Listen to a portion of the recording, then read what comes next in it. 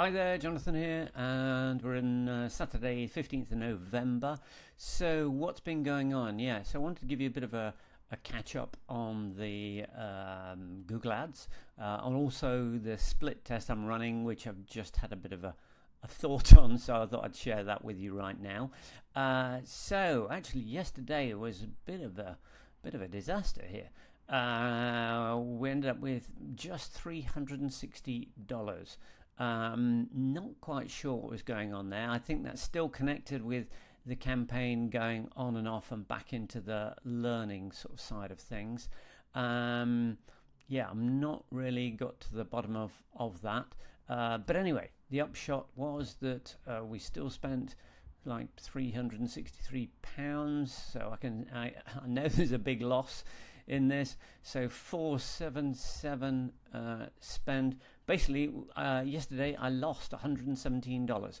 Probably my biggest loss in a single day since I started this whole journey, which is not really that good. Doesn't make me feel that good, but we just have to roll with it a little bit.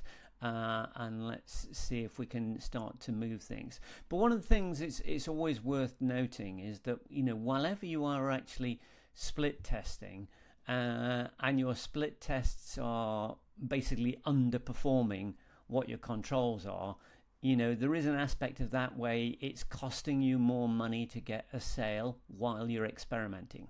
So it is, there is the downside to doing all the split testing is that obviously you're learning, and the split test you're getting wrong means that it's costing you more per sale. But it is the only way to progress and learn and find out, and find out using the data itself. So quickly, I'll come back to that point in just a second. But I just want to say on Google, exactly nothing's happened. We've got no traffic coming yet at all. So I don't know whether that's it just getting itself going. As I say, I know very little about Google Ads, but we're just chucking something in. But we know the campaign's enabled and it's in the learning phase. And it says here, I think if I rolled over, 5 days left for learning. So I don't know at what point it will start to give me some impressions and we can start to see if anything's going to happen. Hopefully in the next 24 hours we'll have something starting to show so we can have a look around. I mean, even when it comes to the dashboard, I've had a look around the whole dashboard for Google, but it's not something I'm that familiar with, so it's going to take a bit of digging around to see what's happening. Hopefully something happens. Anyway, yes, back to talking just about split tests. So the split test I was running, and literally say this has just dawned on me just now. So this was my control, which was running a single bundle of all the riffs together, and I was split testing it against actually the 3 separate volumes. The reason being that, as I say, when people buy the course and log in, that's how it's structured. It is structured into these 3 volumes. But so I sort of assumed that actually, people seeing 3 volumes versus 1, this would look like an even better deal, and actually would convert better at a higher rate. But so this is what's happened. It's literally only running it 3 days, but the difference is quite stark. Let's have a look. Move myself over here. So this is my control here. It's converting at like 3% there, which is good, solid. It's performs well. But this is the split test here, which by comparison is only converting at 1%. So this is what I was saying in terms of running these split tests does sort of effectively damage your overall sales and profitability. But you've got to test stuff. It's the only way you're going to find out something that might be able to get me to 4%, which is obviously what I want to do. So there is this cost of experimentation. So yeah, I was just thinking about why that might be.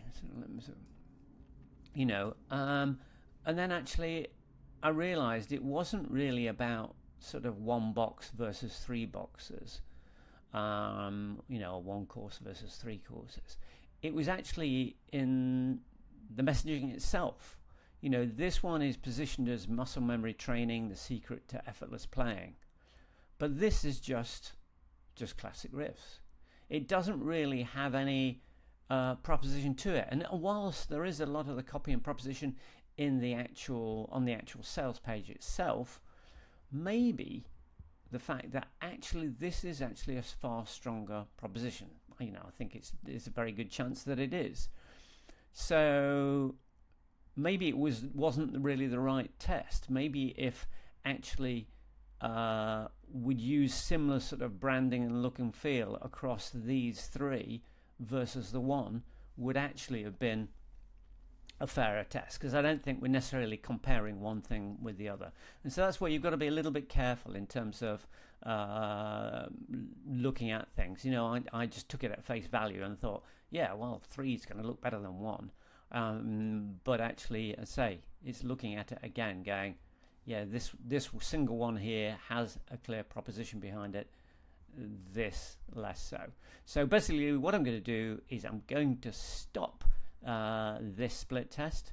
I'm going to come up with some new graphics for these that actually more closely mirror this, but actually still have it as a series of 3. And then I think it'll actually be a lot stronger sort of split test for comparison. So going to try and get round to doing that tomorrow. I'm not sure whether I will, because I'm out for a chunk of the day, so more likely it's going to be Monday, but that's something I'm going to get onto straight away to see if that might be what's causing that to perform so badly. Anyway, okay, so that's all for today. Hopefully, I was just to check in on where we're at today. We're at 289, but we're at 4 o'clock in the afternoon. So I'm not exactly full of confidence as to what might happen behind the end of the day. So I just hope it's not a loss. I do hope that we manage to nudge ourselves back into profit so I can relax a bit more. And but anyway, I'll catch up with you tomorrow and share the news, good or bad. Okay, have a good one. See you soon. Bye.